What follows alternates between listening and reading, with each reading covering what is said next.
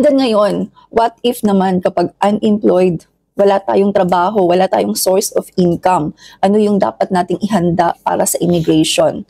First is signed invitation letter or sponsorship letter na galing sa sponsor natin. Dapat sila po talaga ang gagawa nito, dapat meron pong pirma nila. And then, original, authenticated affidavit of support and guarantee. And then, kailangan po meron pong sponsors passport bio page copy. And then, travel stamps, yung page po ng passport niya na meron pong mga travel stamps. And for example, kung wala namang passport or hindi pa nakapag-travel, maghanda lang po ng any valid ID copy ng sponsor.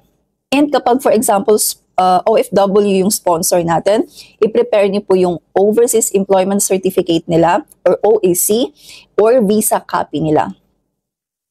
And then, mag-provide din po ng proof of relationship with the sponsor. Kaano-ano niyo po yung sponsor niyo. So, dapat meron kayong proof. So, kapag relative, mag-provide po kayo ng marriage certificate kung spouse niyo yung sponsor niyo or birth certificate kung family member niyo po yung sponsor niyo. And kapag non-relative naman, hindi niyo relative yung sponsor niyo, mag-provide po kayo ng photos together, chat conversation or remittances, screenshot ng video call, anything na makakatulong na ma-prove nyo sa immigration yung relationship nyo with the sponsor.